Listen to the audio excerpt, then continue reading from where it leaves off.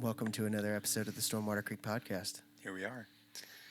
That sounded like America's Most Wanted, like really somber. I'm John Walsh. And we're going to talk This man is wanted for murdering a child. Have you seen him? That's what's going to happen tonight with Abe. And that's our episode. And that leads us right into introducing our guest for the evening. Jesus Christ. What is wrong with you? He's actually the person. We have John Doe on the podcast. I've actually tonight. known him longer than I have everybody else in this room. Hey guys, I'm not wanted by And yet I'm still around. You and Brandon Gillespie are the last of the people I'm hanging out with from high school. And I'm sure we ask ourselves every day why. Mm-hmm. Yeah, I mean, I'd probably be around the Russ if only he one. lived in Texas. That's true. He had to go and move to Ohio there. Yeah. I lived in a house with Russ, and our power got cut off, and I lived in our living room with him in a tent by candlelight for 45 days. God, you've come a long way, buddy. Good times. Holy shit. I mean, Yeah. You have a house now and a wife. Started from the bottom, now I'm here. I think that's how that rap goes. Yeah. We were poor people who waited tables and wanted to drink and do drugs. He instead knows, of have and power. me too. We did the same shit, but you still kept the lights on, man. Not My me. power never was cut off, one time ever. Yeah, ours was. Other priorities. I paid rent. I paid for my insurance. And I paid for my car. And So did the rest of us. I put my drug dealer's kids through college, I'm pretty sure. He didn't pay for those kids to go to college. You're right. well, they could have. They could have. A really nice guy. Hey, man, Yeah. drug school's not cheap. Oh, yeah. Yeah. In theory, he could have. For sure, yeah. That's the way I like to think about it. The grass is greener method, huh? Exactly. Just try not to think about it. Plow forward. So Those kids are like in a state home right now. there's no doubt. Jesus Christ. They've been removed. They've been remanded. Wow. Well, next on America's Most Wanted, we talk about Abe's drug dealers. Circles us back around to our guest today. Hi, I'm John Walsh. I don't know how that circles back to me. But I just, I'm that redhead from the Biden administration. We'll circle back. Panaski? No, that's... Panaski. That's what you No. call our Paxi? Panassi? What's her name? friend Jen. It starts P and a ski. I don't know. The middle part's always... There's a ski and a he and a... Yeah. Like Penske, like It's got an That's A in it. it. It's Penske. Penske. Samsonite. Samsonite. I was way off. That's what it is. That was way off. God. Heaven help us. We're here with Richard Shockley. If you are not familiar with him, he's a badass dog trainer, fireman, not a fireman. Oh, Yeah, EMT, at all. EMT. Paramedic. Say How long potato, have you known potato. this fucking guy? Jesus. I've known him longer than any of you, but I don't even know anything about him. I knew he worked You're for a like the horrible friend, fireman. it sounds like. Yeah. He worked for like the fire department or something. Also, no. Which is not at all, huh? We work with them. Why don't Yeah. you tell your story instead of this Yeah. guy? Fuck. Yeah, I'm an idiot. You've let's known just that stop for this. at least A 20 while years now. Yeah. Introduce yourself. So I'm a paramedic full-time. I work out in Sweetwater, Texas. And then I work part-time in Corsicana since the company I work for just took over that contract doing 911 down there. Other than that, I spend all of my free time pretty much training dogs. Train dogs more than I hunt with them, which is odd. But I've heard that's how, like, if you get into training, that's how it goes. You don't really hunt as much. You just train dogs to hunt. I go hunt when it's good. I try not So to. never. I scout as much as I can. I end up scouting way more than I hunt, which is, I guess, a good thing. Yeah. But yeah, ever since I got into hunting dogs and training them, I don't hunt nearly as much. They take up way more time and money. Are you training other people's dogs or just yours? Right now, technically just mine. Sure. I'm helping out with other people's, but I don't get paid for anything like that. Gotcha. I help out in a kennel out in Caddo Mills more just to have access to property and access to picking their brain on learning more and getting better at it. Sure. That's a huge thing to need. Like that's what I've learned in the just the tipping of the iceberg that I've done in training. Having someone to bounce stuff off of is real helpful. Well, that and with hunting retrievers, and especially when we start talking like competitive hunting retrievers more than just hunting, the biggest thing is property.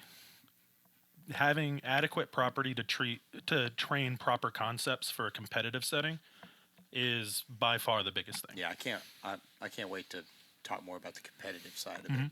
So, I want to ask. I heard there's a very interesting story about your first. We talked about, what was it? You said it was a Chessie. Yeah, he's a Chesapeake Bay Retriever. There's a very fun story with the beginning of that and like where it took you. Yeah, so I had some dogs prior to him, but then I'd never had a real hunting dog. I had some dogs that did some retrieving, stuff like that, but nothing like set in stone as a hunting dog. I did quite a bit of searching. It kind of started out pretty selfishly. I just didn't want to be another person with a freaking lab in the field.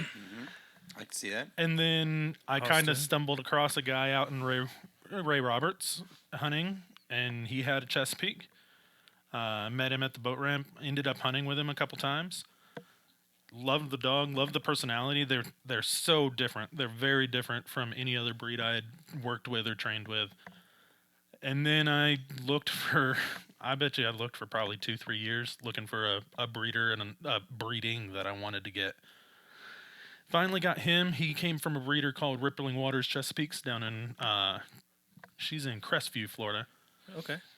Really well-known Chesapeake breeder, probably one of the more well-known within the breed as far as all of her dogs have hunting titles. They all hunt, but they're also capable of show and everything as well. So they have good conformation, yet they're very talented in the field. I got him, had very, very limited experience in training. Ended up searching since I got him. I was originally going to train him myself. At the beginning, work conditions changed, and I just didn't have the proper time to put into it. I ended up finding a trainer, the trainer I work with now in Caddo Mills, Mark Slot Kennels. The reason I picked him, he actually was really into the idea of me spending as much time out there and learning as much about it as I could. Because you can send your dog to the best trainer in the country, spend a ton of freaking money, put all the titles in the world on him, and if you don't learn anything about it, that dog is not going to run for you. Right. It's going to be a waste of money. You still have no idea what you're doing when you get that dog. Well, you have no idea how to handle it. You have no idea how to maintain that training. The training doesn't just stick. You have to maintain it. But I started going out there, ended up going out there a couple times a week, and just got more and more and more into it. Started doing hunt tests, more and more into that, all the way up to this past couple months. We spent 3 weeks in Idaho doing the Master National, which is the highest level AKC level hunt test you can do. Oh, nice. And our first trip up there, and we managed to get a pass, which was really nice. Got a nice plate out of it, big pewter plate. Pretty cool experience. That was your first time up there? Yes, right? That was my first Master National, my first national event in general. And that's from working with the other gentleman, but you also you kind of came from no background in it at all. Not really. Yeah, I came from no background with training. Other than, like, we had done obedience stuff like that, normal training your normal dogs, but nothing to that level by any means. That's wrong. That's crazy. Yeah. And that's 4.5 years. And now it's all you can think about? Pretty much. Yeah. So it was when we had Ronnie on, it was, interesting to hear him talk about dogs, and I think what did he say about Chessies? If you don't live on the East Coast up north, you don't need one. Yeah. When you said Florida for a breeder, I'm like, is that kind of cruel? Chessie in Florida? They handle warm weather pretty well. Sure. I mean, I'm just kidding. No worse than the labs, really. I mean, it's like having a husky down here. I think that's worse. Yeah. Probably. Now, I mean, the ones that are down here acclimated more to the heat, I still don't think they do well in the heat, but they can tolerate it. We can train in it. We can work around it. They don't tend to tolerate the cold as well as the dogs that live up north, but that's just acclimation. Same as us down here. Exactly. If you lived in it for a while, you'd probably figure it out. But unfortunately, it doesn't get cold down here anymore. So we live on the face of the sun. It was 75 today, middle of December? It's going to be Christmas 90. Day. December. Christmas Day up here is going to be almost 90. Yeah. Oh, great. Yeah. We're excited. Yeah. Really awesome to be a duck hunter this year, as we've talked to people, and it's just been horrible. So you're talking about chessy personality. Yes. What's the personality like? What did you said doesn't compare to much? But if it did, what would it compare to? Some of your pointing breeds, they're super independent. A lot of times you'll hear trainers talk that don't have a whole lot of experience with them, and they'll describe them as stubborn and hard-headed, and like they'll pick fights, things like that. The real key to training them is with a lab, unless you can pressure a well-bred lab, you can pressure through anything. With collar pressure, however they're training, they can pressure them through anything, and you can just make them do it, and they'll eventually do it. With a Chesapeake, you kind of have to make them think it's their idea, and as long as they are on board, I feel they are some of the best, at least on the waterfowl side, hunting dogs you can get. Because that independence, it's not great for competitiveness, because it's not great in the hunting, like the hunt test standpoint. But when you put a dog in the field that has independence and can work on his own, for sure, it's fantastic. So they're like women. Exactly. I don't even know what that means. Yeah, you gotta kind of. How did we connect that dot? Okay, so the fact that Abe's just a He-Man woman hater. How did Abe connect that dot? It has to be like independent, and any idea kind of has to be their own. Same with women. Cool. Best way to get them to do stuff is so to moving on. It's their idea. And that was one of the things. Am I wrong? Bad day at the house? Yeah. Do we need to take a quick time out? You want to talk about it? Exactly. Does somebody have a doll? I really like that independent, because my pointer, that was one of the things that we came through. Like, I sent her to a trainer. The first trainer I sent her to was a lab trainer, and he immediately told me, he was like, I can't correct her. I'm having these troubles. He's like, she'll eventually hunt. Just go have fun with her, all this stuff. And I took her a lot for the retrieving side of it. She's fine with retrieving. Like, she'll retrieve all day long for me. She wouldn't do a thing for him. And it was because, and he even said that because it was like they're very independent. GSP at a lab joint. They just don't know what to do with it. They don't understand it. This thing's kind of fucked up, in my opinion. It was really funny. He'd send me pictures of like all the labs running around and like river in between them, just this white GSP running through a bunch of labs. But I get that, and it's sometimes it's an uphill battle, and I look at Max and I'm like, I chose wrong. But then other times I'm like, man, I love this dog. It's so great to. You can't ever have that thought in your head, man. You chose well, you send her. That's your dog. You send her out. Yeah, you send her out in the field, and you're like, that's what it's about. Like you said, like once they're out in the field and they're doing their thing, like you don't have to correct them. Like you just kind of guide them, you know. To an extent, yeah. And it really changes to having a mentality versus like I was saying earlier, competitive versus the hunting side. In the competitive side, you do not see a whole lot of Chesapeakes. At the Master National this year, we had a little over 1,100 dogs entered for the test, and I think we had 11 or 12 Chesapeakes. He was one of 9, I think, that passed. So, what breed won? So in hunt tests, you don't. There's no winners. You pass or fail. You're passing or failing based off a standard. Okay. And based off of what level you're running, that's where the difficulty increases. Okay. At a Master National, it's essentially the same thing you would see at a Master Hunt test, to some extent on a bigger scale. It was really so a Master Hunt test. Well, I'll start with AKC in general, which is what I run the majority of. Okay. You have AKC and you have HRC, which is under UKC, which is two different registrations. Right. Okay. American Kennel Club and United Kennel Club. United Club. So with AKC, you have junior, which is the bottom level. You have senior, middle level, and you have master as the highest level. With a junior hunt test, your dog has to watch one bird fall, and he just has to go pick up that bird and deliver it to hand. He can't put it on the ground. Like, he can put it on the ground, but you have to get him to pick it up and hand it. You actually have to deliver it to him. Go to hand. I got you. They don't have to be steady at that point, so you can actually hold their collar, so he can't leave until you release him. Okay. You do 2 marks on land, 2 single marks on land, and then you do 2 single marks on water. As long as they do that, pretty much they pass. So Max could get Junior real easy. Yeah, sounds like it. Pretty much. I think if he's already, with how much he's already hunting, it would take very minimal training to get him. Oh, he does all of that right now. Yeah. Let's do it, dude. Well, I'm just saying, it's a little different from a hunting situation, just because of like where the birds are coming from. He just associating that with him, and then once he gets that, it would be I'm talking 1 or 2 training sessions. Sure. Yeah. Then after Junior, you have to get 4 passes to get your Junior title. Then you move on to Senior. Senior, you start running multiple marks. So you'll watch 1 bird. You'll watch a second bird. You go get the second bird. You have to remember the first bird and then go get that. Wow. Max did that at training. Yeah. Does he have it now? Because we don't work that a lot anymore. We should, but Had continue. a real hard I'm sorry. time shooting 1 bird. Yeah. And you also, in a senior level, you have to do steadiness as well. So you can't hold your dog.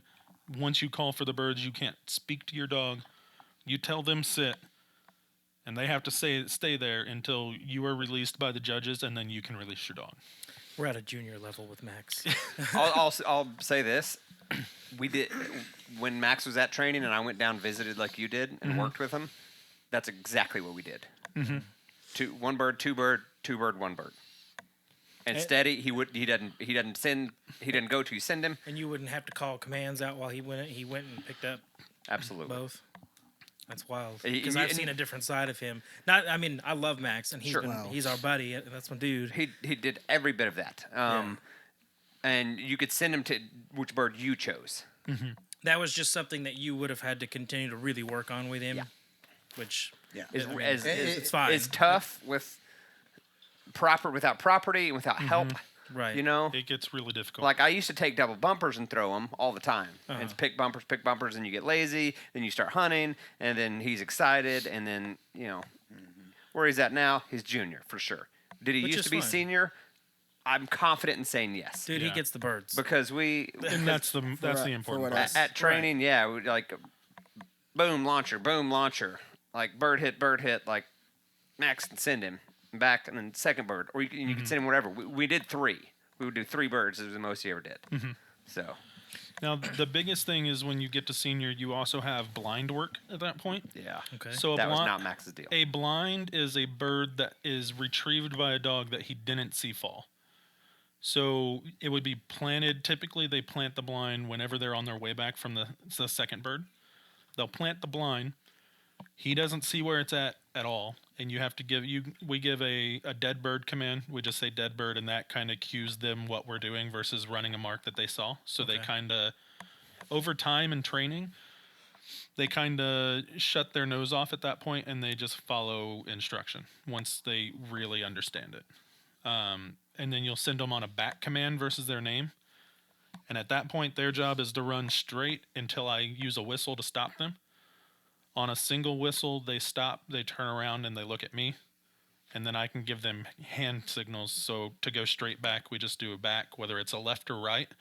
If I go over my right hand straight back, he'll turn to the right and go straight back. That's intense. Then you have angles back, and you have overs. And you use that until you get the bird. Wow. Senior is the blinds are pretty simple for the most part. In senior, they're pretty straightforward. They end up being, you have your 2 marks, and they end up being outside the marks, so the marks aren't interfering with them as much. They tend to put it off to the side so that they're not looking where they just came from and then having to run a blind. I gotcha. After that, you have to get 4 passes on that, and then you have a senior title. So then you move to master. Jesus. Have you never seen somebody work a dog like that? I mean, I've seen YouTube videos of people working dogs, and it's badass. I mean, I've seen you when you're working with him, just when we're out at Dunnock or something. If y'all ever want to come out to the kennel and just watch a training day, or go to a hunt test or anything like that, like you're always welcome to. You can come out there on a Saturday. We normally have big training days. Like already what you described, and I'm like anxious to hear what master is. It's like that's intense to work with an animal to the point where you kind of just like do this or like do that, move your hand any which way, or like you said with a whistle, and you get them to do exactly what you want. Like, I grew up with dogs. We didn't train them like that. It was awesome that my dog didn't shit or piss in the house, Like, it was great. Sweet. And so even like seeing Max, like Max goes and fetches up birds and comes back. Like, that to me is really fucking impressive. And hearing this, it's like, oh my God. It's real and impressive. You took this dog of yours to Masters the first year you went out. Mm-hmm. That's ridiculous. So after senior, you moved to master. Master is a whole nother thing. So the biggest jump for dogs, you have a big jump from junior to senior just because it's the beginning of blind work and they have to be steady. When you jump to master, it's a completely different animal that's there to run that test. I feel that I can get almost any dog that I buy to train. I should be able to get them to a junior level. That is not difficult for the most part. Yeah, you have some dogs that just don't want to do it. But other than that, going to a senior level, you lose probably 20-25% that just won't do the blind work. Okay. Oh, or I feel like that's conservative. You think they're more adaptable than people give them? Yeah, well, no, I think a lot of it too is just with the blind work, you on that level, as long as you can get them to run straight and halfway take a cast, all you have to do is get them to the bird, and you're almost always going to pass. Okay. Like, they're not super strict on it at that point yet. Now you do occasionally get a judge that's a dick, and that just happens. They're out there. But then when you get to master, one, it's a different level of judging. They're expecting more out of the dog. You're also doing triple marks then at that point. Or you could do more. Like the most I've done, probably the hardest test I've ever run, they threw a bird out on the right that was across a levee, and they had to go up to the levee. They threw across the center, across a long, tight swim, and then they threw one out to the left. You picked up the left bird, and on the way back from that bird, they threw another bird that arced literally over the dog onto another bank. So it's 4 birds at this point. You have to come back. You have to pick up that bird. Then you have to pick up the other 2 birds. Then you had 2 different blinds you had to run. And you were having one, there were really tight lines between the blinds. You had to run one, which was an angled entry into the water and across the right side of this island, down through a channel, and then about 20 yards up a hill. Then you had to come back from that, turn left, do a flat entry into the water, go across the left side of that same small island, go across a channel versus through a channel, and then again up a hill. Who's coming up with this shit? Oh my God. That was a field trial judge that was judging a hunt test for some reason. And that was our 3rd series. We had already cut the field from 60 dogs to... We started with 60, and I think we started the 3rd series with 15 and passed 11, and Archer was one of the 11. That's awesome. Wow. Yeah, that's the best he had ever run, that test. He didn't handle on a single bird, all test.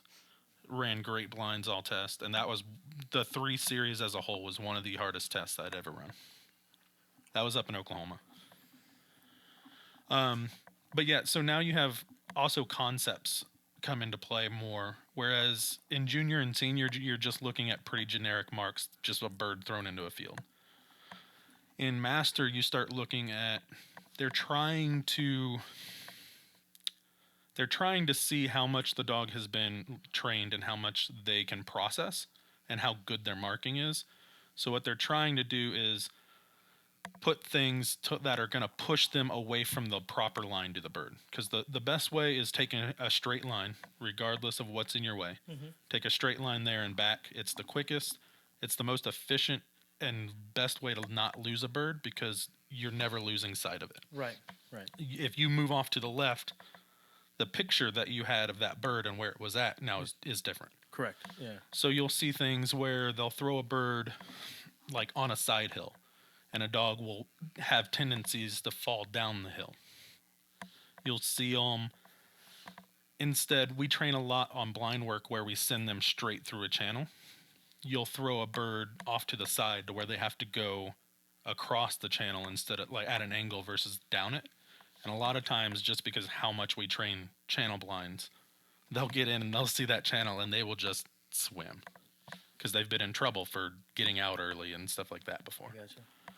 So you start getting into bigger concepts and more confusing things for the dogs at that point. At Master National, you start seeing things like poison birds and stuff too, where you'll have a blind to run. You'll actually throw a bird. You'll have to know them off of that and not pick that bird up and then run a blind like past it to the right. Then you'll have to come back and then you'll have to pick up that bird. So you'll have to run past that bird. Holy shit. It's like a connect the dot. Like you got to get it in this order. And, oh, yeah. Shit, but if you think about it, though, in the form of like a hunting scenario, let's say you have two birds come in. You kill one off to the left in the decoys. One sails 60, 70 yards out and is a crippled. You don't want him to pick up that bird. No. That bird's dead. You don't need him to pick up that bird. So you tell him no on that. You pull him to the right, and you send him on a blind to pick up that bird in the back. And then you can come back and get that bird.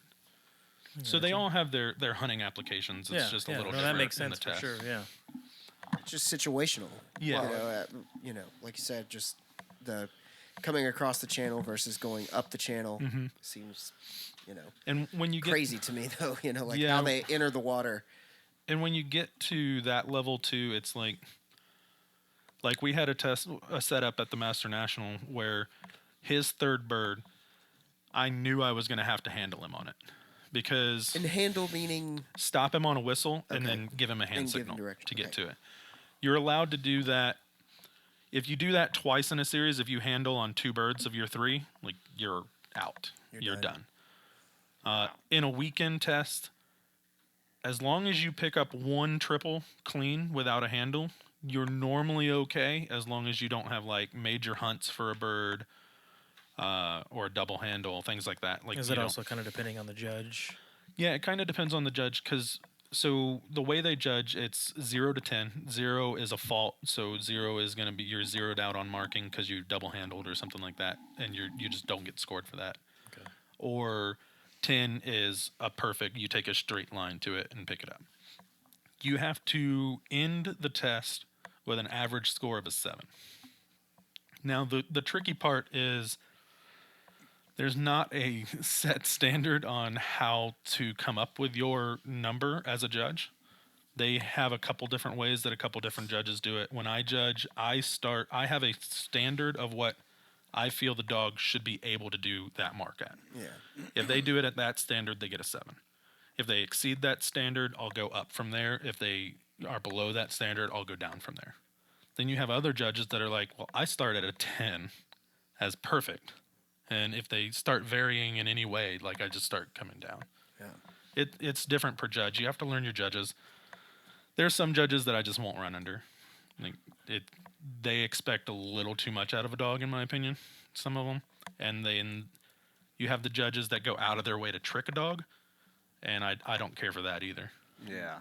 So it's I'm not running under them. Like you said, you get to a competition, you say, nah, I'm out. No, so they're all online, the entries, and you can see the judges before you enter. Sure. So I'll see certain judges, and it's just like, Stay I'll home this pass, weekend. or I'll go to a different test somewhere else.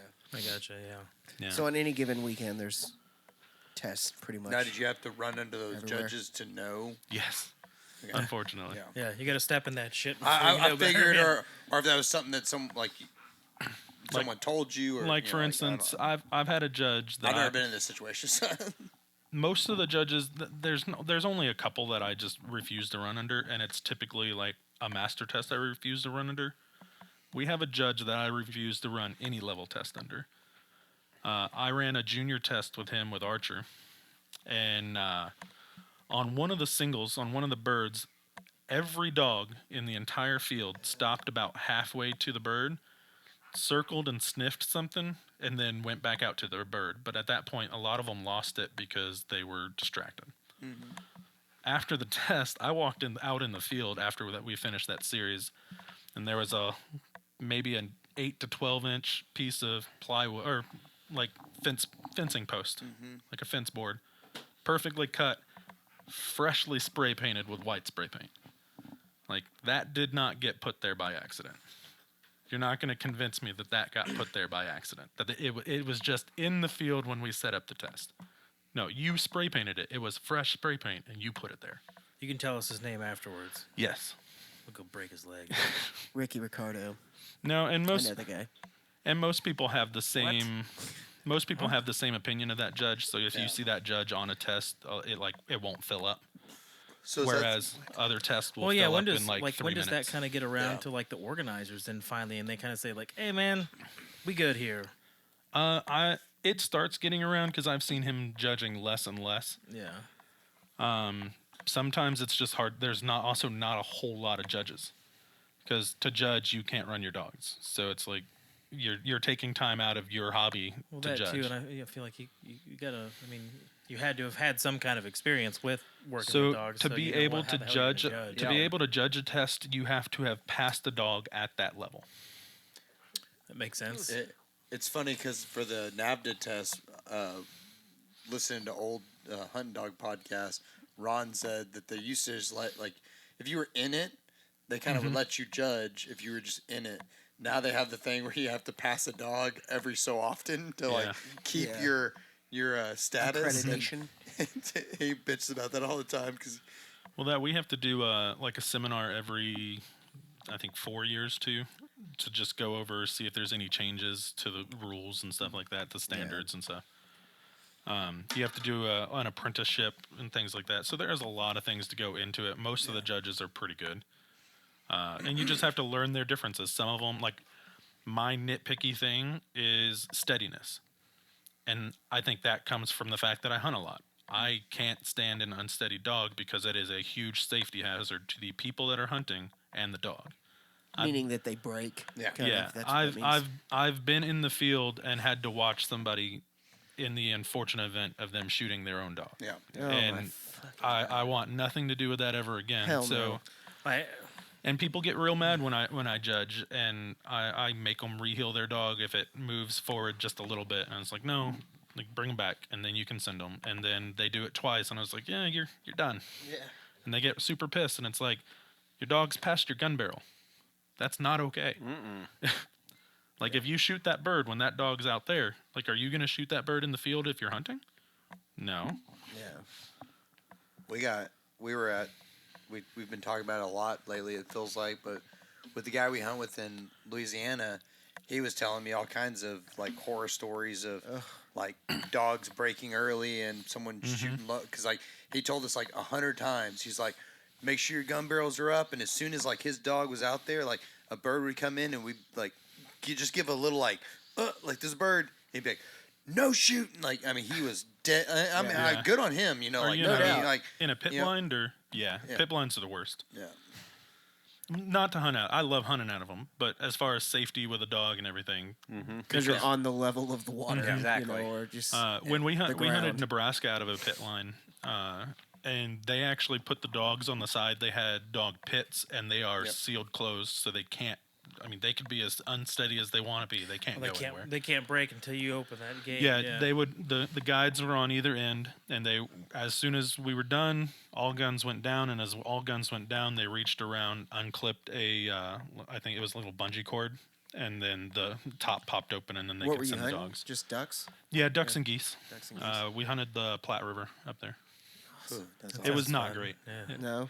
So sounds like Texas. we hunted pheasants the first day, and then we hunted ducks and geese the second day, and we needed to take the weather and switch them.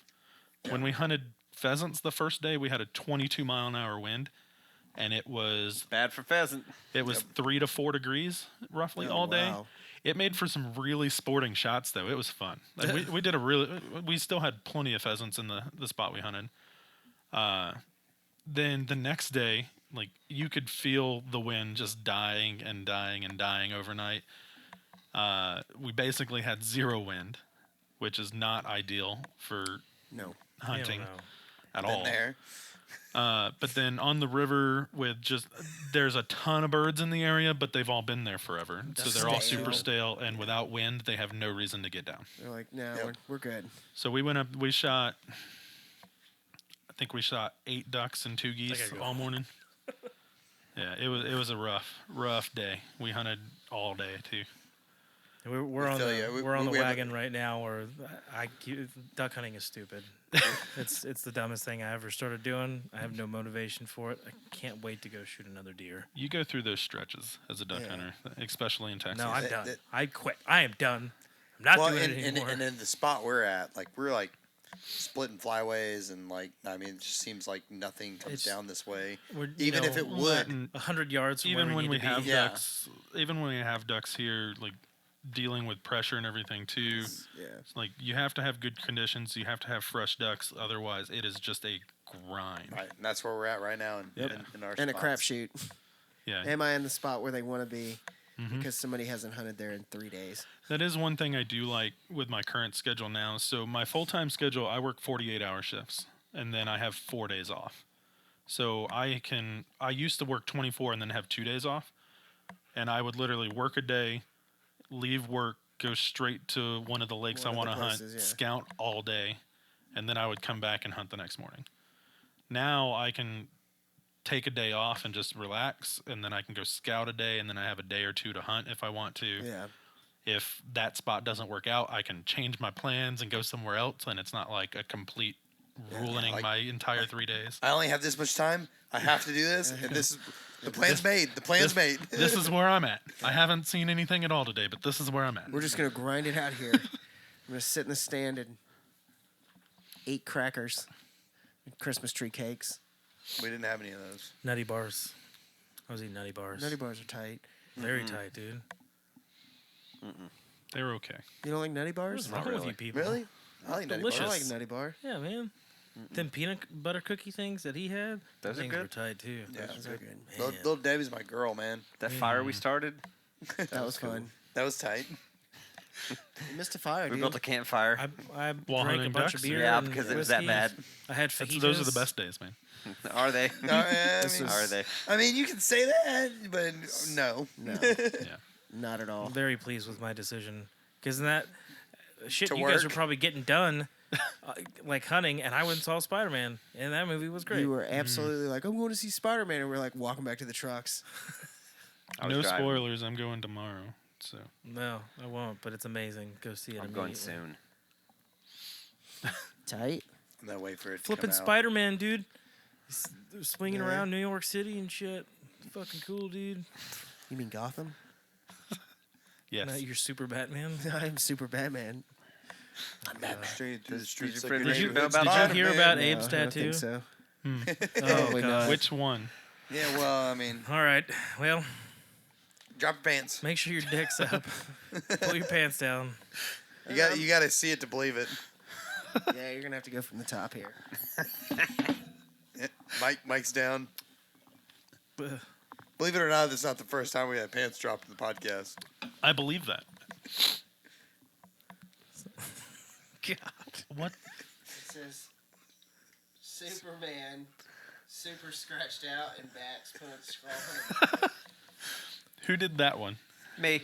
Nice. Good work. I Solid know. work. It was my bachelor party, and it's the last day.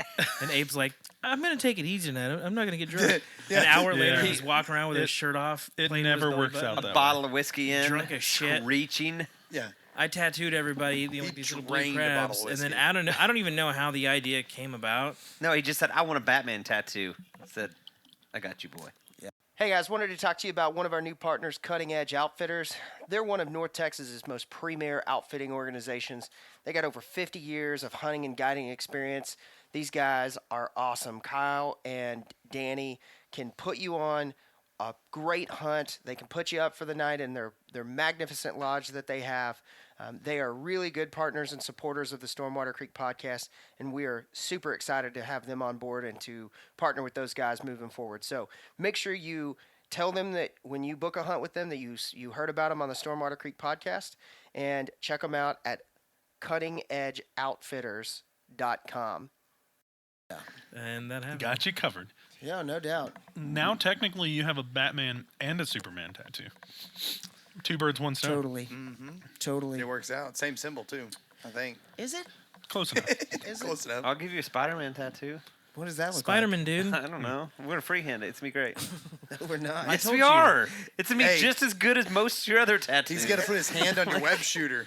I don't know if you've seen that duck that he's got, but it's pretty slick. I said most. My duck and pig are pretty tight. Duck, pig, and your trout. My trout. Your trout is your best tattoo. Yeah, absolutely. No doubt. And then the rest of them, We should've I can do definitely just as gone good down as any Drew. of those. We should have definitely Drew's gone to tattooing right Rockport. now down in Rockport. That's not in DFW. Drew, come back to DFW. Yeah, Drew, where are you at? Why do you not like us? He doesn't listen to this podcast. How do you know? No, I wouldn't either. How do you know? Don't. I Probably a don't. black mark on this guy's history. He's like, I can't Yeah. believe I did that. Me and Abe went and drank beers. with Yeah, him. we had fun Bar with him. hopped. I had like a couple beers with you. Then I went home. It got chilly that day. I remember because I was wearing did. shorts. I was real cold. Of course You're you always cold. I'm an 80-year-old great. woman. It's tight. So this season, Have you hunted ducks at all? what's been going on with your Minimally. season? Have you Very- killed any ducks? You've Yes. missed nothing. A handful. Limits? Not a ton. Limits. No limits this year so Oh. far. Did you go out for teal? So, no, I skipped teal season Teal was altogether. badass. Yeah. I know, and I'm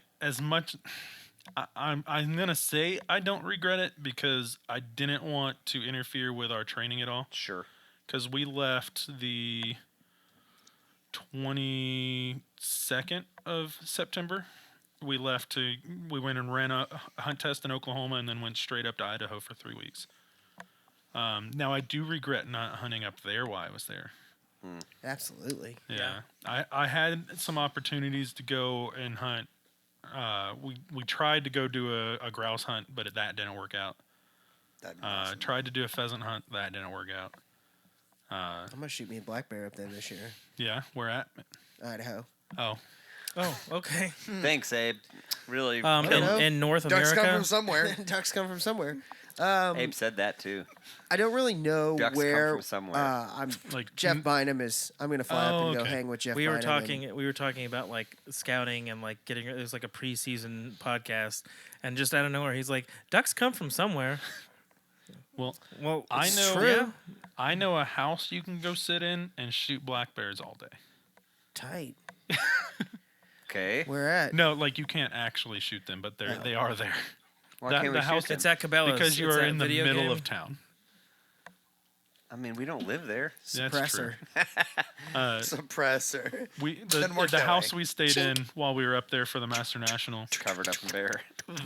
The first night I was there, I had my window cracked open because the house itself was warm, even though it was nice and cool outside. So I cracked my window open, and I got woken up with Archer standing on the bed, staring out the window, and just growling. I look out the window, and there is a massive black bear just going through the trash, going to town. 2 nights later, a smaller black bear sitting 10 yards off of our back porch, just staring in the window at us eating Yeah, dinner.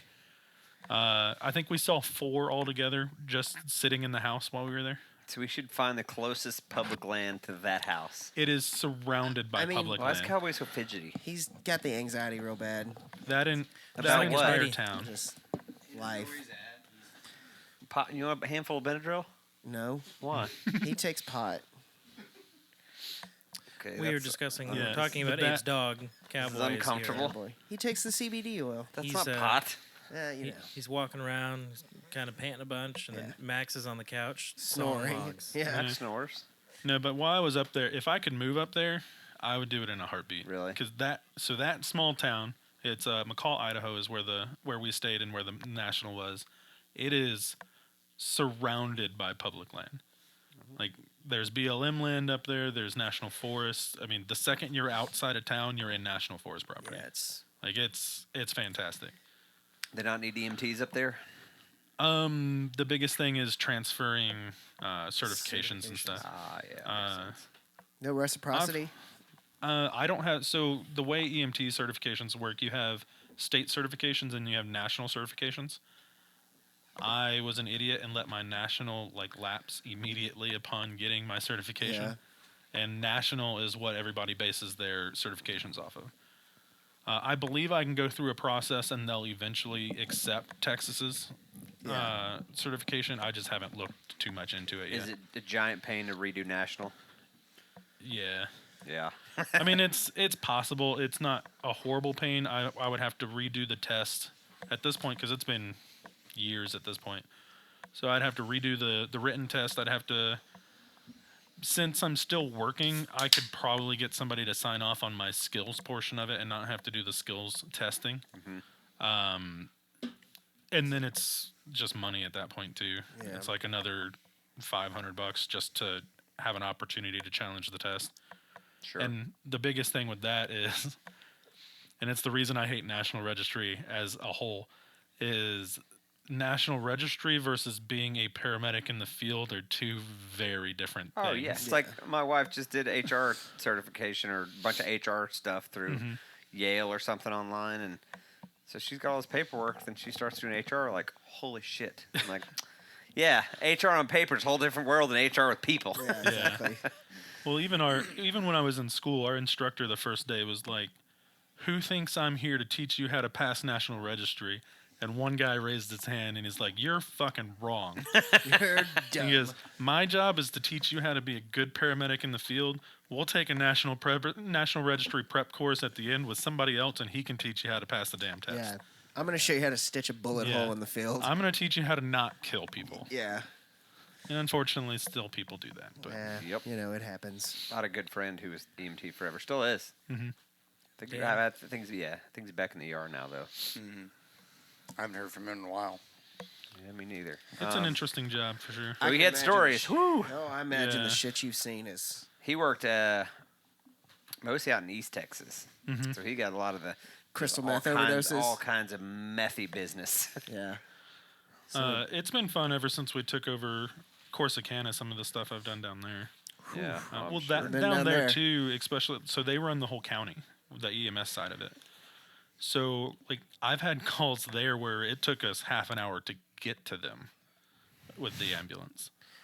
And then you're looking at another half hour plus to get to the hospital afterwards. And that's if you're going to the closest place that really doesn't have any real capabilities. It's just a step above the dock in a box. Yeah, exactly.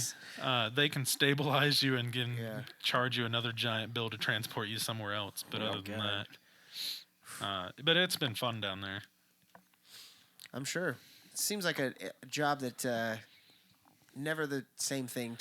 That's kind of why I did it. I came out of high school, without a freaking clue what I wanted to do. I spent a year at UTA as a music major and realized really quickly that was not it. No. Well, I started my first semester as a music composition major, and whereas I was decent at it. I see that face, and you'll understand here in a second. Pretty quickly, my professor was like, "Hey, Shockley, just a quick question. Like, you don't seem like the type of guy that would want to be a teacher." And I was like, "No." It's like, what are you doing? What are you doing here? And I was like, "Well, it's a music composition degree. I'm gonna write compose music." And he goes, "Dude, you don't need a fucking degree for that. You just go do it." Yeah. Just go do it. As long as it's good. No one cares if you have a degree. No. Yeah. No one's gonna be like, and I was like, whoever's writing Miley Cyrus's music ain't got that degree. Drake's not gonna be like, I need to see your accreditations. But then I sat there with this dumbfounded look on my face for probably a good 30 seconds, and I was like, why the hell could nobody told me that before I spent so much money to be here to do this? Because you went to Mesquite High School. That is very true. That's true. We were behind the 8 ball to start with. Oh my god! After the bomb threat, things kind of just went downhill from there. Yeah, that's true. Ugh. I went to UTA, went to the biology department with a focus on herpetology, reptiles and amphibians, and was in all the high level classes for that.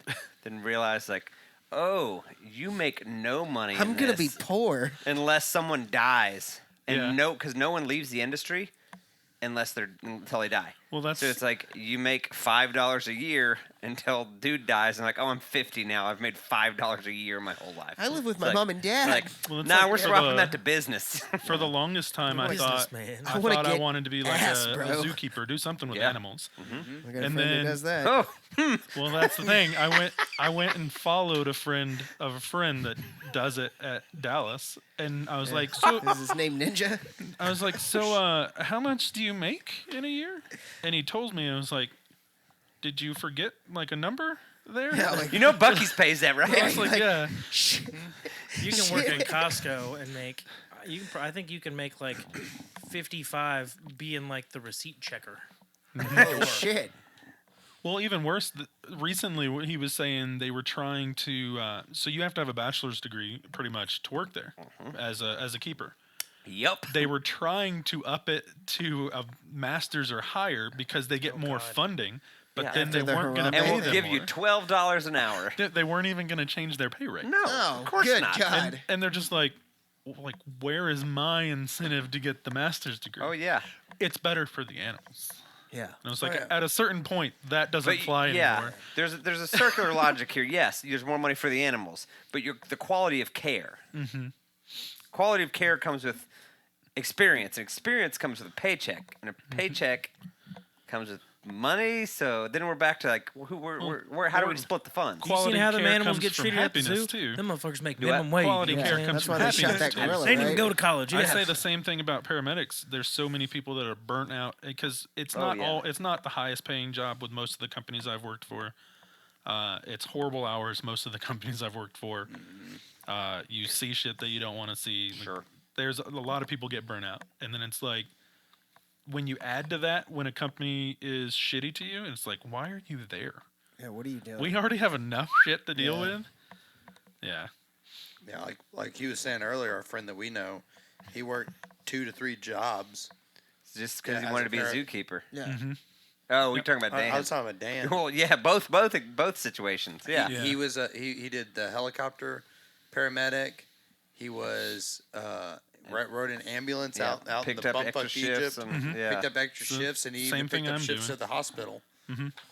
Right now, the spot that I work in, we work an 8-hour shift in the ER when we're on the ambulance.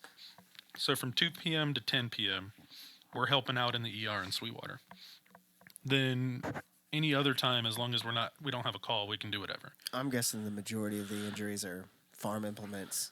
We've had farm implements. Slipped on the plunger in the car, shower. Car accidents, because there's Guys slipping a on decent ice coming portion out of of their 20 that trailer with runs through the leaves. county there. Yeah. Car wrecks, that kind of stuff. Yeah, and just general medical issues. Yeah. People not going to the doctor and getting checked out, and then it just gets I have way a 5-pound worse. growth on me. Where did that come from? Like, It didn't show up. Yeah, you did that. We've seen some stuff like that. You and didn't it's wake like, up on a Tuesday. Well, it's like all the time. It's like you get sent out for something, even just something as simple as chest pain, and it's like, so when did this start? It's like, it's been going on for like 2 weeks. Why is it just now an emergency at 3 I thought it was a.m.? gas. I was asleep. Yeah. Damn it. Or the one time that I've ever like refused to take somebody to the hospital, we got sent out at 2:00 in the morning for arm pain, and my partner, as soon as we got in the truck, is like, "It's 2:00 in the morning. If this motherfucker's arm is still attached, I am not taking him." Yeah, you're like, nah, you're good, bro. So we get there, and it was a guy that broke his arm 2 weeks prior, was already in a cast, and was out of his pain meds. And I was like, "Sir, you have a month supply of pain meds, and you are out of them in half the They time." look at you and That's say, on you. Sorry Yeah. for partying. Well, not only that, there's 10 That's cars Marty. outside, and there's like 15 people here. One of them can take you. Have a nice night. And we left. Like, we're not doing this Yeah, tonight. you're good. I've heard of people. But it hurts real bad. Calling and they have like a suitcase with them. So they just need a ride into town. I've met people on the curb with a suitcase, Oh my God. ready to go. What's the problem here? Broken heart, man. Yeah. Broken heart. A lot of people just think they're going to get seen quicker. And my favorite thing to do is to take them to the hospital and we'll ride them right on in on the stretcher into the lobby and put them in triage. Yes. That is the most satisfying thing in the world as a paramedic. And they're Okay. paying a pretty penny for that. Mhm. Oh, they're still paying for that Ambulance. ambulance transport, man. We, But they're going to wait just as long as if they didn't. It's a really expensive Uber. our buddy my buddy broke his foot playing softball. Mm-hmm. And So it's a girl, right? it was a boy. No, We're playing a men's softball only. though. He Yeah. said was. Like Don't judge him. He became a girl. Shim. Him. It. He broke his ankle across the speech street email. from a fire department, and it was like, oh, let's call an ambulance. And everybody's like, nah, bro. No. Put him in the truck and get him out of here. We drove the truck up to the field, carried him and put him in my truck, and I drove him over to the hospital because it was like, that'll save you $900, you know? Oh, that was a cheap ambulance. $900 bucks, yeah. That's half that, price. buddy. Yeah, we had another time that a guy took a bad bounce and took a ball straight off his face, and he walked over, cut himself real bad, and they walked over there. Well, I mean, not everybody's a piece of shit like you, Austin. Some people cut themselves and go, maybe I should go get actual medical attention. Or I should go, I'm a giant vagina. Austin watches House. He's basically a doctor. Not everybody does, right? Yeah. Some people watch Grey's Anatomy and try to finger people themselves. The real fun ones are the opposite of that though. So like when I was in school, we had a guy that was at a Boomer Jacks and got here goes. Get a Monte Cristo. One mark against him already. A bar fight started, and he what's tried. Not even an employee there tried to break it up, and got stabbed in the chest 7 times by a 3.5-inch pocket knife. And he's sitting there, and he's like, "No, man, I think I'm just gonna have one of my buddies take me." And I was like, "Dude, you just got stabbed 7 times in the chest." My man, I like it. I appreciate your attempt to take care of yourself here, but this is like the legitimate time for us to be here. Yeah, this is what we need. And it was funny. The captain that was on shift there was like, "Just give him a minute." And I was like, "Okay, well, I tell you what. Let me bandage you all up real quick, and then we'll see how you feel after that. Take our time bandaging him a little bit." And he's like, "Oh man, the room's really spinning." And I was like, "You want to just go with us, man?" He's like, "Yeah, that's probably okay." I think I'm bleeding into my lungs. Yeah. So those are the funnest ones. Oh my god, being stabbed terrifies me. Really? Yeah. Not that bad, huh? I'm not gonna say it's not that bad, but I mean they tend to live. Yeah. Where do you come up with these things? I don't know. Tell that to Nicole Brown Simpson. Ooh, gloves are off. Get it? We call that an outlier. Yeah. Damn. All the way through to the bone. The juice is loose, brother. The juice is loose, dude. He's out. I can't believe, he's just loose in the society. There was, I Taking remember, pictures with white women on I thought he Instagram. was back in jail. No, he's back out. He's back out. he got out of For Las stealing Vegas. sports memorabilia. His own sports memorabilia. You know you're a giant pile of garbage. When you try to steal if you- sports memorabilia if from you're- a hotel in Vegas. Yeah, you're world renowned. You've made millions upon millions. You've wasted it as an understatement. You got away with fucking and murder. then you get away with murder, and then Allegedly. you burn through the rest of your cash and start stealing back your own sports memorabilia. No. Why not just rob a bank? You know you're an even bigger piece of shit when you write a book titled If I Did It. Oh yeah. And then you literally write out exactly what happened. If I did it. They aired that interview big if. that he did years ago about the book when it came out, and watching it on TV, he's pretty much recalling what he did. Yeah. It's pretty fucking. I mean, there's no amazing to doubt watch. that if he would have murdered somebody 10 years later than when he did, he's getting convicted. No way. 100%, right? No way. He's got a really good lawyer, man. 100% was not convicted would be dead due by to then, the racial component that was going on in Los Angeles at the time. Have you watched the news lately?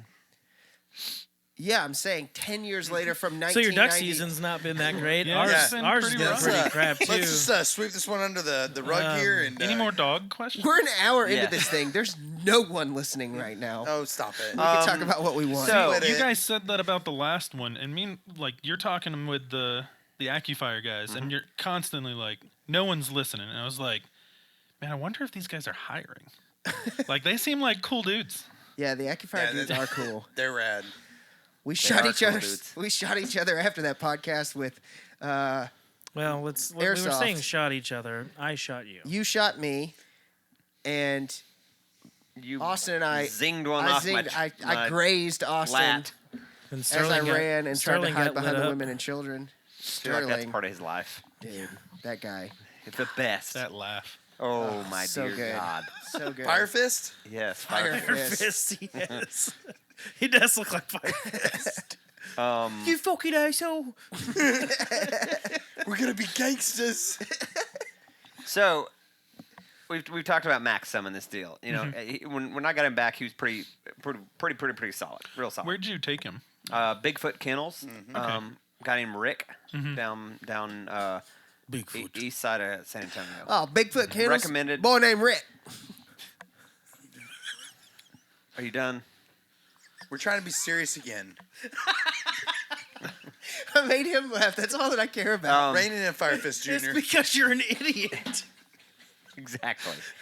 Owners of our company views him, friends views him. They highly recommended. I'm super pleased with the guy. It was great. I think I've run into him at some hunt tests before. Okay. The kennel sounds familiar. Oh, Rick from Bigfoot Kennels. God, you two. So good. It's like you got a belly full of pizza rolls. Dude. So his problem he's started having the last couple of years is breaking. He didn't break till he laughed about when you were talking about breaking. Yeah. Till he sees something hit I'm the water. breaking right now. Yeah. Jesus. And I've been, I want to work on it this off season. My fear is, I'd rather have a little too soon. And this is all wrong in the first place, but I'd rather have a little more of a break than more hesitancy because I don't want to stifle drive. To an extent. Sure. Yeah.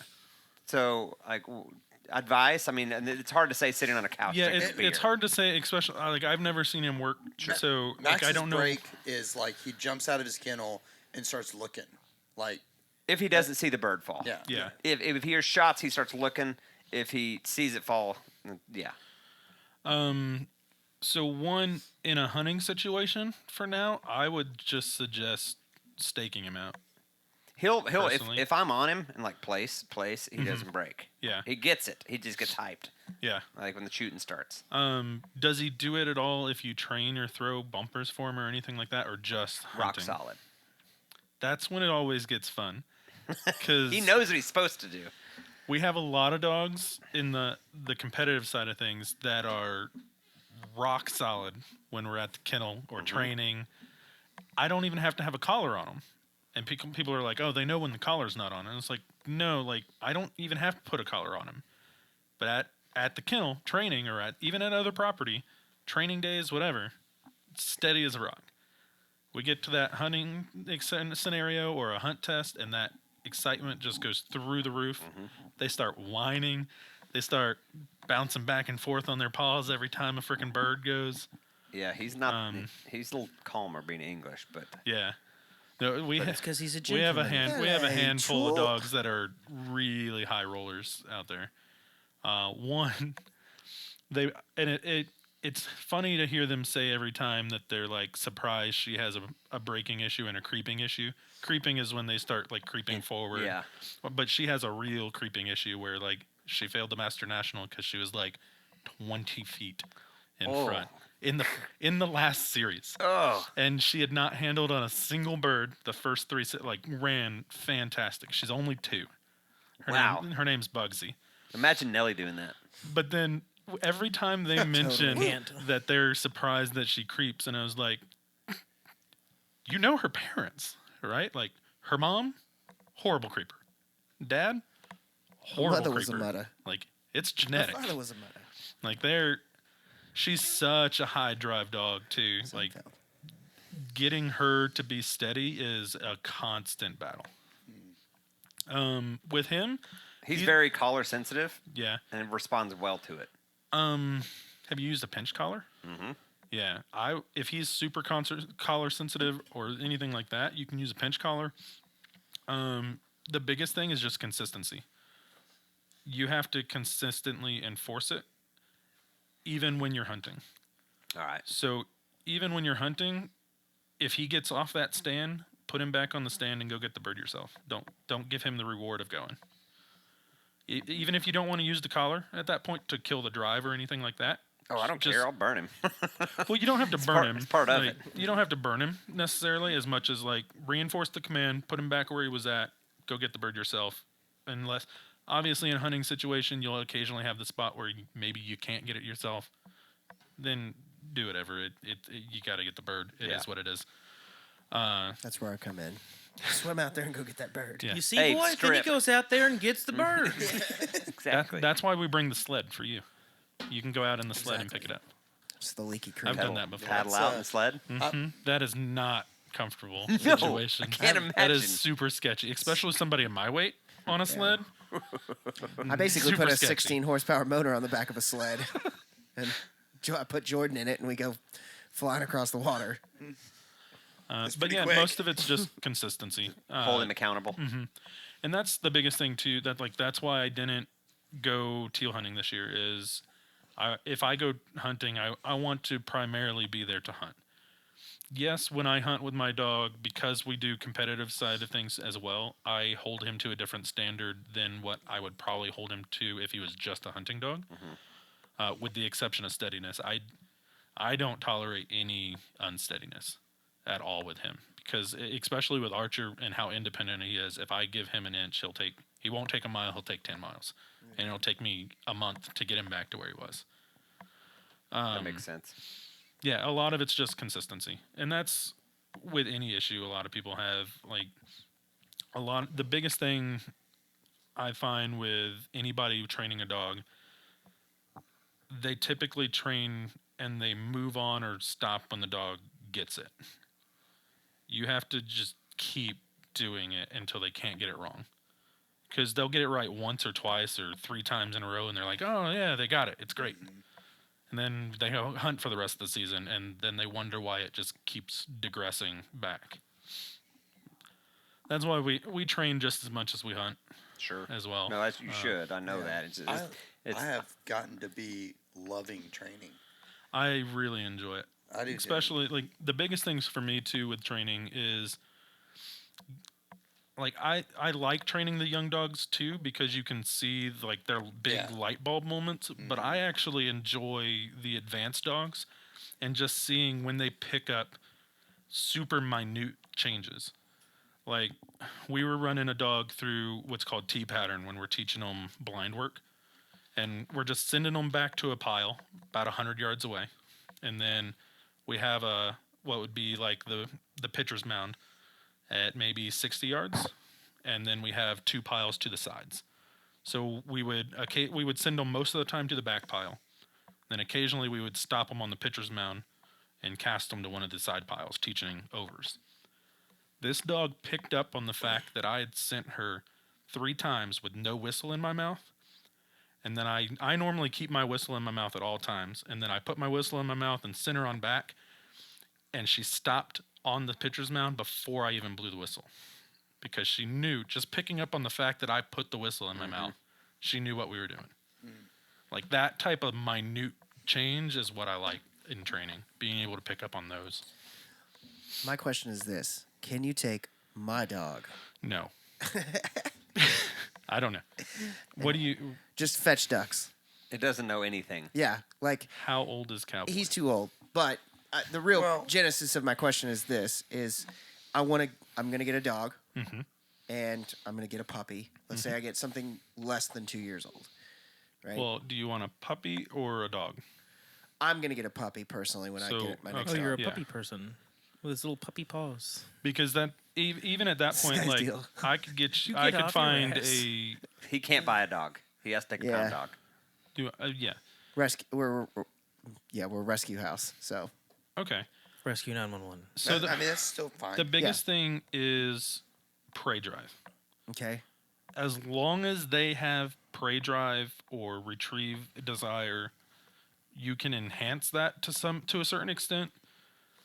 But if they don't have it, like things get really tough, because one, if they don't have it, they don't want to do the job to begin with, and you're just forcing them. And that's never fun. How can you tell that from like a puppy or something?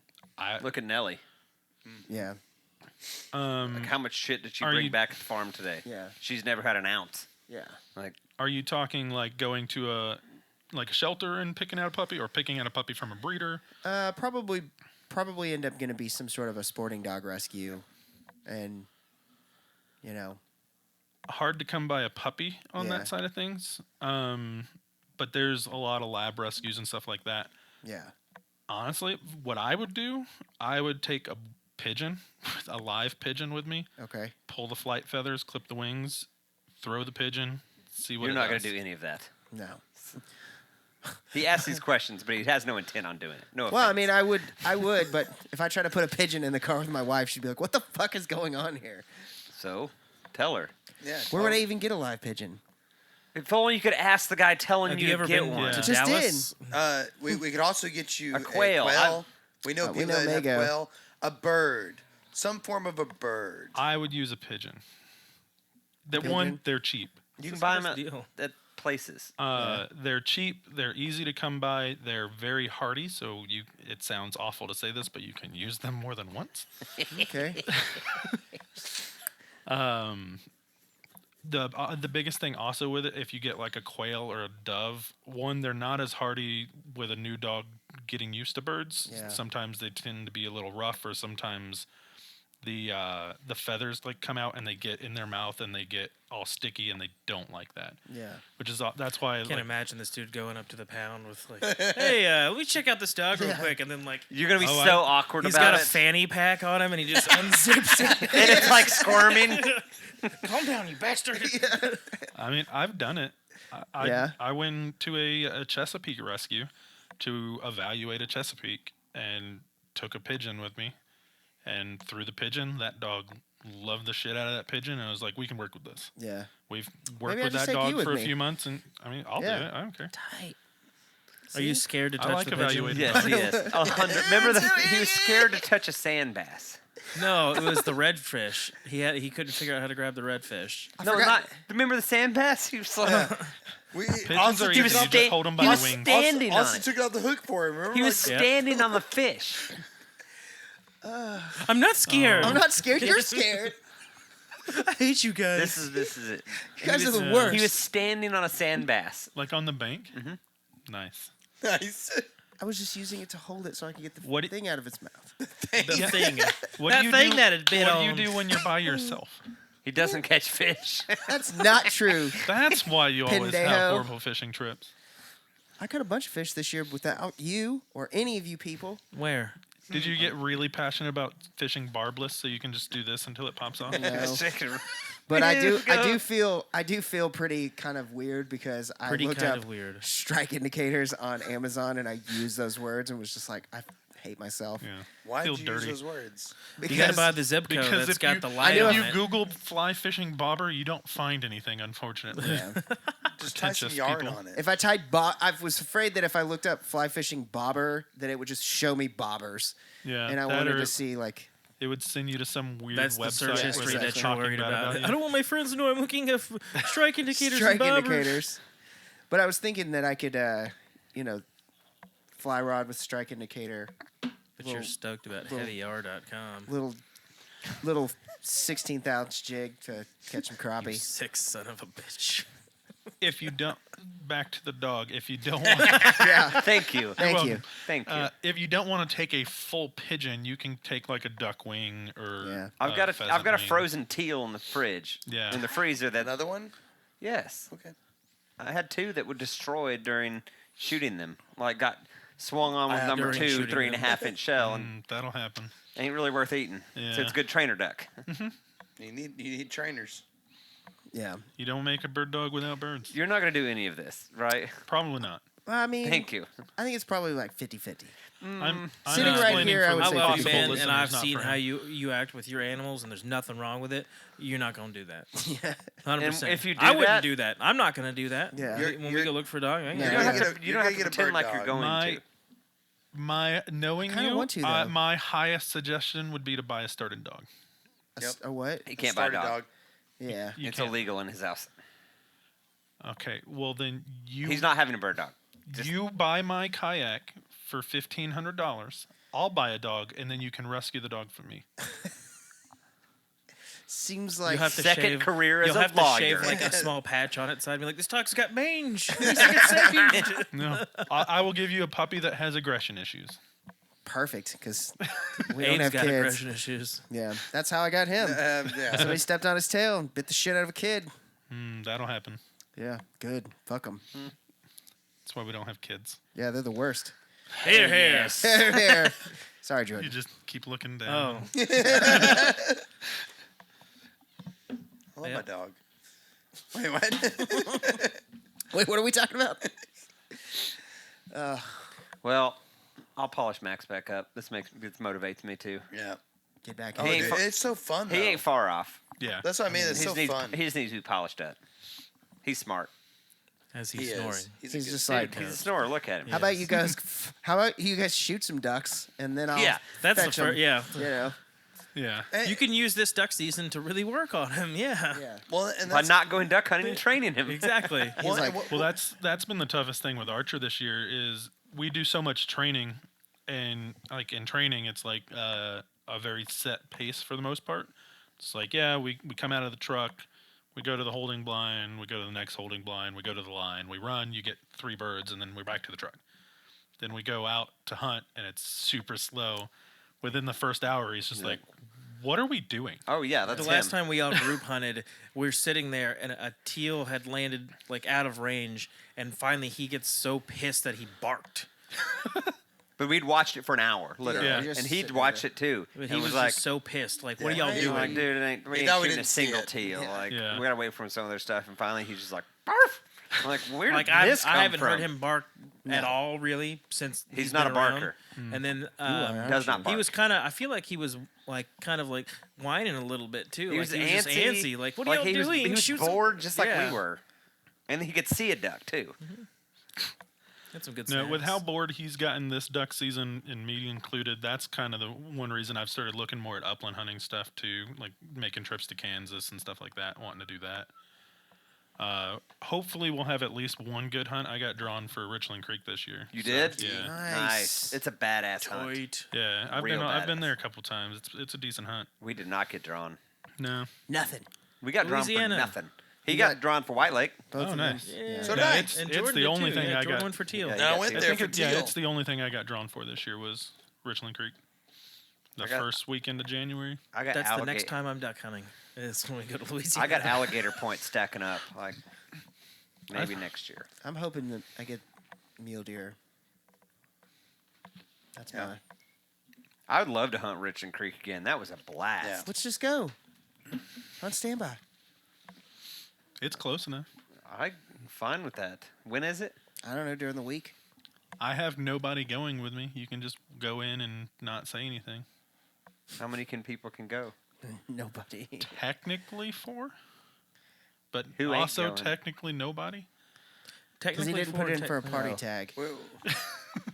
We put in for a party tag. Law so don't I go was- around here, Law dog. Yeah, Yeah. yeah. The 2 guys I used to hunt with both moved in the past 3 years. So That sucks. yeah, Yeah. I wonder what kind of logistics that'd be if you showed up and be like, "Hey, can I put them on?" After they've done the the check in and all that, and he's you camping, never see them again. you never see him. We just Yeah. go camp. Well, I know, but I mean, like, if you were just like, "Hey," like if you want to do it legit, I wonder if they'd be like, "Whatever." No, they very Not a chance. You get a adamantly ghillie say suit. no. Yeah. Really? Yeah, No way. we had guys ask. We had guys that were there to hunt standby. I had talked to them for maybe 30 minutes or stuff before they did draw and everything like that, just standing outside. And we had asked them because it was just me and my dad. I was like, hey, like they have 2 guys. We only have 2 guys in our group. Is it cool if they join? And the guy's like, no, we can't do that. That's Like- so dumb. Why? That is Because then you got dudes who like say if I put in and I put in solo, then I advertise yeah, on Craigslist. you could all put hey, in this much solo. money if Yeah, you guys we want to have hunt 4. this with me. Well, not even that. mean- You could all put in solo, all And have 4 of you, 4 and four you have chances you now for have one 4 chance. chances, and the other 3 just show up. Like I see the point, Yeah. but at the same time, it's I like didn't think of any of that. That sounded like I mean, I was just Clearly, you're not a criminal. the Yeah. government, man, they need to get their shit together. Sons of bitches. yeah, it's a pain, regulating. but Yeah, at the it- same time, like you said, you see them for the draw, and then they're never there. You fill your little card out and call it good. I can take like a portable photocopier. We can do this real quick. We'll talk off air. Unnecessary. Yeah. But I think we're just going to go down there and try to hunt standby in the middle of the week. Yes. aren't they all weekends? No. Well, Pretty sure they're all weekends. are they all weekends? Abe doesn't know what day it is. Yeah. Oh, it's a Friday. You have to be down there Friday. It's all Friday, dude, You have to be Saturday, it's Friday, fucking Sunday. Saturday, Tuesday, Sunday. man. Yeah. Yeah, I know it is Tuesday. And I was debating. I need to. I'm still playing it by ear, like how the season's going at that point. I've been offered to go on a not to actually hunt it. They're a company that a guy that's in our hunting retriever group, a company that he is a part of, does a big like tower shoot down in Corsicana. Mm-hmm. They bring in dog teams to do just the retrieving. They are releasing 400 pheasants. Oh, wow. And they shoot about 2/3 of them, and then the dog teams afterwards are allowed to push through the property around the tower shoot and like hunt in the afternoon, clean up if we can get any more birds. Hell yeah. I've thought about doing that, but that's on the 8th. So it would be on the first day. January 8th? Yeah, it's on the day Richland of Chambers. the Richland Creek hunt. I don't know which one I want to do. I'll show up as you for the Richland. You do your thing, and then... I mean, I think we look close enough. Close enough. Yeah, people will be like, oh, yeah, it's the same guy. I don't think they'd question it. No. I'll give you my 100%. ID. Be like, no, That's the from same Mesquite, weekend bro. we're going to the lease. I know. No, you don't. I've got a calendar. That's Epic Louisiana Duck Hunting Weekend. I've seen a calendar once. And if I've got a man down because he's got a robot hand, I need a fill-in for my extra seat for my duck hunt. Unless I hear something this week, I don't see it happening before then. I got a bunch of hand surgery. Sounds First, like fun. that's why I say you need an entire robot arm. Lauren's mom was like, "Oh my gosh, you're gonna have surgery. What can I do to help?" I said, "Source me a Luke Skywalker hand." She just, ha ha. I know, but I'm like, Who's Luke Skywalker? I'm being serious. She knows. Hack this thing off and put a robot on it. I don't care. If we have the technology, right? Dude, a sawed-off shotgun. Bucky Jeff Barnes Bezos, arm. if you're listening, hook a brother up. He definitely listens. You need a Winter Soldier arm. I'm fine with that too. I don't know what that is. Bucky, man. He doesn't know what that means. He's gonna say the Beaver Yeah. gas station. Busey's? Have y'all seen that? No. This chick, was All taking right, this well, TikTok. let's Yeah, wrap we're this done. up. We're done She here. We're was- done They're here. done. She was like, He's not oh, trying it's to me and my finish. kids' first time at Busey's. And the internet has lost their mind about it. She called Bucky. Busey's Busey's. is awesome because I It's- can only picture It's so good. Richard, really appreciate you. Thank coming you out. for putting out Yeah, the Yeah, it's it been is. fun. It's It's always a good time. I Yeah. kind of heard the background on you, but you got definitely an interesting story about how you got into this. So I look forward to Abe catching us up on stuff as you continue on. Yeah, and like I said, anytime if y'all want to come by the kennel or just stop by Hunt Test, I know I'd like to come watch. Yeah. I think the closest one to here that I know of AKC wise is in April, just in Moody, which is just outside of Waco. Okay. Otherwise, we can probably check out some HRC ones, which there's some in the Bonham area and stuff like that. Every now Okay. and then. That's to easy. watch, and Yeah. you can even figure out if you're allowed to buy a dog. You can see some dogs work. Yeah. and figure Yeah, out what that's you the wanna do. biggest. Take your wife and say, "This is a real dog. We should get Yeah. a real dog." Honestly, That's a real you dog. should definitely do. I'm not talking about this dog. I'm talking about a new one. He's fine. Why are you yelling? Because you don't listen otherwise. One thing you could do is bring her. There is. And then we've sold a lot of dogs by people coming out, like everybody comes out just wanting a hunting dog. And then they see what master level dogs can do in certain setups and they're like, that's really cool. Yeah. And Is the it on wife Real is Housewives? like, that's really cool. We should get that. Is it on Real Housewives? What's wrong No. with you? Then Why- she's why- not going to why- be into it. You don't think she would think it was cool to watch No, these what you dogs do work? is you get her in the Not truck. at all. No. You say, "Hey, babe, I'm going to take you to that Magnolia spot in Waco," and then you go to this thing instead. Detour. No. having a dog that'll place when the doorbell rings. You lock is your front clutch. door because you worry about your dogs getting out. Dog. So if you had a dog that didn't try to run away every time. I don't have a dog that runs away every single time. She would do that regardless. Okay. Like I take him out under the We're ticket not the mail. fighting you. We're Yes, you trying, are. No. We're trying to find a way around this to help you. Legitimately. Well, guys, thanks for joining us on this episode. We're going to be done here. Really appreciate it. Again, Richard, thanks for coming out and hanging out with us. We're probably going to drink a couple more beers and scream at each other. So we'll catch you guys on the next one. Stormwater Creek is the best. Grinch, the captain. Aim, the helper. Jordan, the problem solver. I hope you like Stormwater Creek. Stormwater Creek.